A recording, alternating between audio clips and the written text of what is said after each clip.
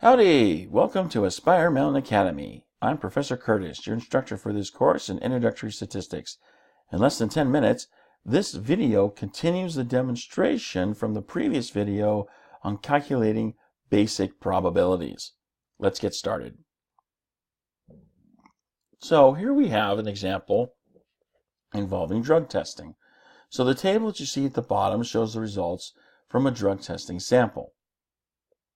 And here's the question that we're asked. What is the probability that a randomly selected test subject is not using drugs but tests positive for them? Okay, so to answer this question, the first thing we're going to do is go get our sample space, because this is going to give us the whole that we need for calculating our probability. So we can get the whole by adding up all of the numbers here in our table.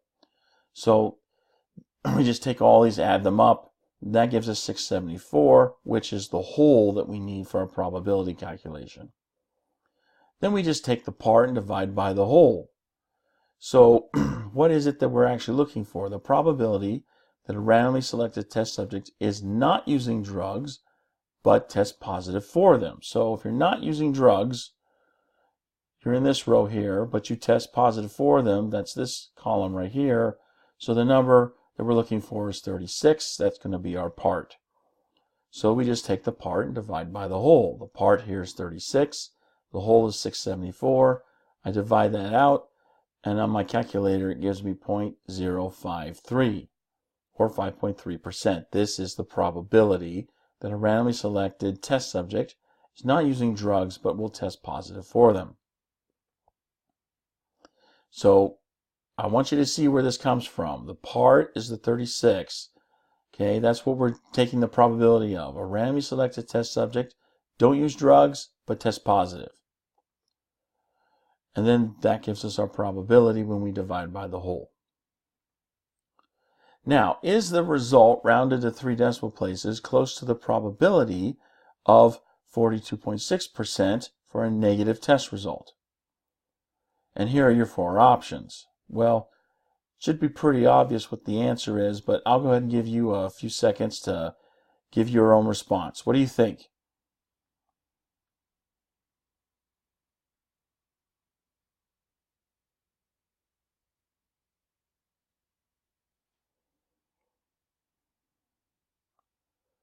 Okay, I hope you answered B, because answer option B is the correct answer. Okay, obviously 5% is nowhere near 42%.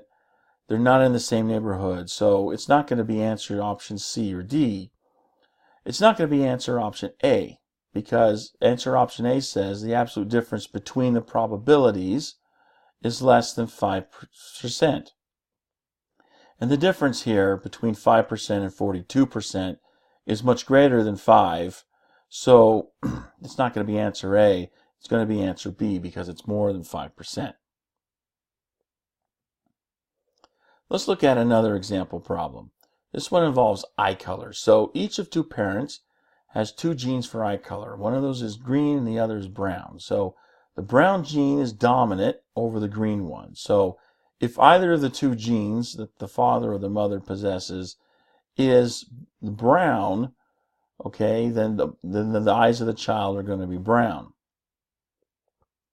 So they're only going to be green if both of those genes are green. So now, what are the possible outcomes for eye color gene pairs that a child could inherit? And you're given 4 options here. I'll give you a few seconds to determine your answer.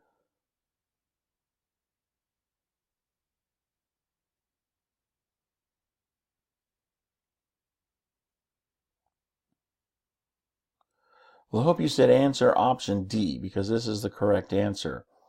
And when you're determining what your sample space is, because that's really what the question's asking here, what's your sample space, it's okay for you to take a piece of scratch paper and just kind of play it out, write out the different possible combinations that you got here.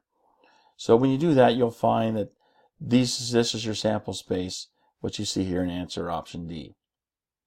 Now, assuming that each of these outcomes is equally likely, what is the probability that a child of these parents will have brown eyes?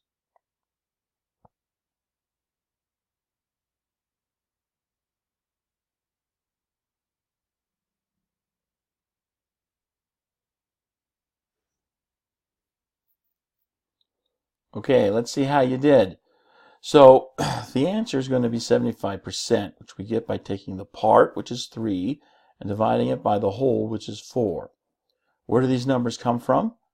Well, the 3, which is the part, is going to come from the number of combinations in our sample space that give the child brown eyes. Remember that brown is the dominant gene.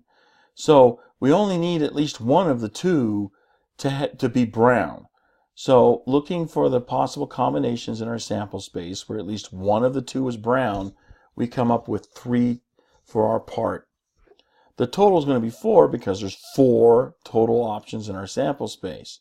So we take the part, divide by the whole, that gives us the 75%. Now, what is the probability that a child of these parents will have green eyes?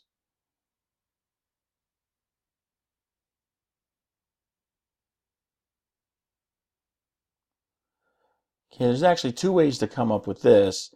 You can take the part over the whole again, so there's only one of the possible combinations that's going to be green eyes. You have to have both of those genes to be green to have green eyes. So there's only going to be 1 for the part, over 4 total for the whole. That's going to be 1 over 4, which is 25%. The other way you could do this is by taking the 75% we calculated earlier and subtracting from 1.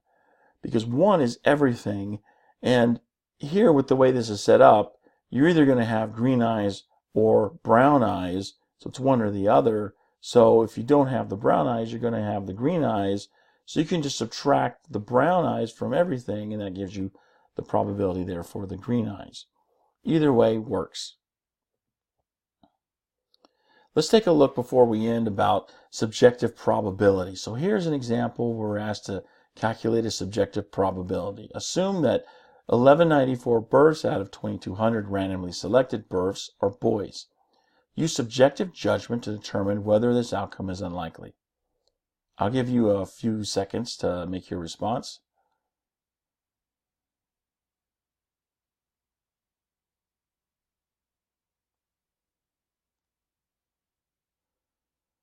Well, I hope you answered answer option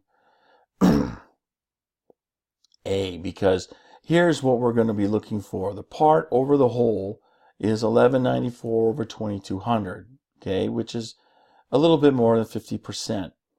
50% is what we would expect, okay, because we would expect there to be an equal likelihood that you could have a boy or a girl with each birth. So we would expect that what actually comes out is close to 50%. And here we see that it is. So this result is not unlikely. And that's why we're selecting answer option A, because we're expecting about half of the 2200 births to be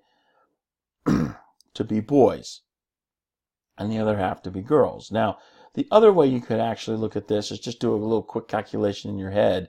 You're expecting half of this 2200 to be boys, so that's half of 2200 is 1100. 1100 is not far from this number of actual births that we get that are boys. And so we could say, yeah, that would lead us to the same answer, answer option A. What about this example here? Assume that 245 births out of 800 randomly selected births are girls. Again, use subjective judgment to select the right answer.